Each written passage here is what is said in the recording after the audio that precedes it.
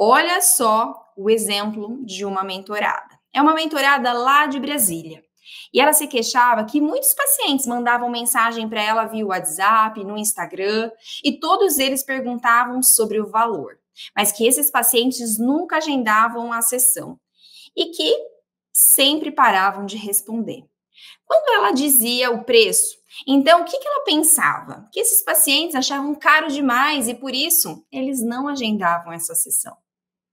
Observe, o eu perdedor dela estava no comando nesse momento, bloqueando todas as possibilidades de converter esses pacientes para um agendamento, de trazer esses pacientes para perto dela e dar um direcionamento para um possível agendamento. Aí eu disse a ela, então, para mudar a abordagem com o paciente e fazer algumas perguntas nesse momento antes de dizer o preço.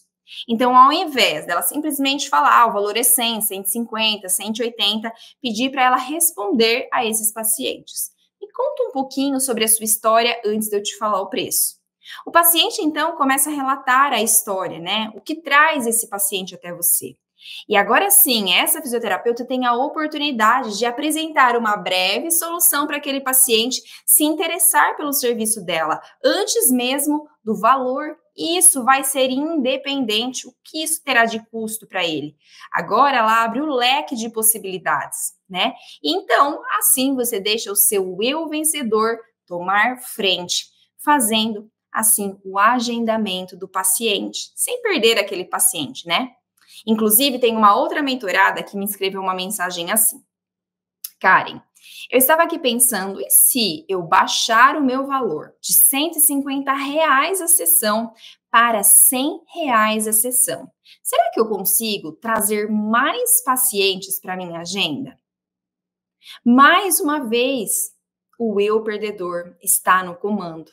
Porque na cabeça dela, o paciente acha caro esse valor e como ela tem poucos pacientes, acredita que se ela diminuir o preço do serviço dela, mais pacientes agendam. E infelizmente não é assim que acontece. Se tem poucos pacientes, é porque ela não tem habilidade o suficiente para captar pacientes. E como então entregar uma solução para eles enxergarem o valor do serviço dela na vida deles, né? Agora, se o eu vencedor estivesse falando mais alto, o que passaria na cabeça dela? O que eu preciso fazer para ter mais pacientes que paguem R$ 150 pelo meu serviço? E eu vou trazer aqui mais um ponto-chave para você, que abre o leque, né? Esse tipo de pergunta faz com que o seu cérebro comece a buscar opções, buscar respostas. Você abre o seu campo de visão. E do nada, é como se uma chave, então, virasse na sua cabeça, trazendo essas opções, trazendo essa resposta, né? Trazendo os pacientes que paguem, então, por esse serviço. Isso acontece sempre que você dá esse comando. Como eu faço isso? Agora, eu vou te dar 2 exercícios para você começar a mudar esta configuração mental. O primeiro exercício é você fazer um mapeamento mental. Então, pegue um papel, uma caneta, e você vai começar a descobrir quem está aí no comando das suas decisões, o eu vencedor ou o eu perdedor. Então, responda as seguintes perguntas. 1. Quando um paciente pergunta o preço, você fica com medo dele achar caro? Sim ou não? Segunda pergunta. Quando um paciente recebe alta, você fica com medo de você não ter mais pacientes? Sim ou não? Terceira pergunta. Quando você vai apresentar um plano de tratamento aos seus pacientes, você fica seguro dele não fazer? Sim ou não? Quarta pergunta. Quando tem que fazer um investimento em um curso, você fica com medo de não conseguir pagar? Sim ou não? 5. Quando um paciente questiona sobre o seu tratamento, você fica com medo dele não voltar? Sim ou não?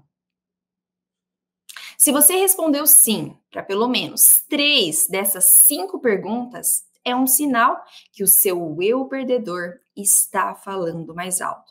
E os seus resultados estão limitados. Agora, vem aí o segundo exercício. Pegue essas perguntas e comece a se questionar o que pode ser feito para mudar esta realidade. Então, vamos lá. Na pergunta número 1, quando um paciente, então, pergunta o preço, o que você pode Responder para agregar valor a esse paciente. Responda aí no seu papel e caneta, né? Escreva 3 benefícios do seu tratamento em um papel e busque uma maneira de falar isso aos seus pacientes. Já na pergunta número 2, quando o paciente recebe alta, ao invés de você ficar com medo de não ter mais pacientes, se pergunte o que eu posso fazer para ter mais pacientes. Como faço para captar pacientes? Escreva opções aí no seu papel. Já na pergunta 3, o que você pode fazer para não se sentir inseguro frente a um paciente? Se pergunte isso várias vezes e responda no papel. Na pergunta 4, se pergunte como eu posso levantar o dinheiro para pagar o curso dos meus sonhos ou então para fazer um investimento em um equipamento. Escreva possibilidades no seu papel. E na quinta pergunta, se pergunte como acolher esse paciente para ele se sentir seguro e retornar nas próximas sessões. Aqui são algumas opções para você começar a ressignificar a sua forma de pensar. Mas faça isso constantemente com as coisas que acontecem no seu dia a dia. Como o eu vencedor falaria no lugar do eu perdedor?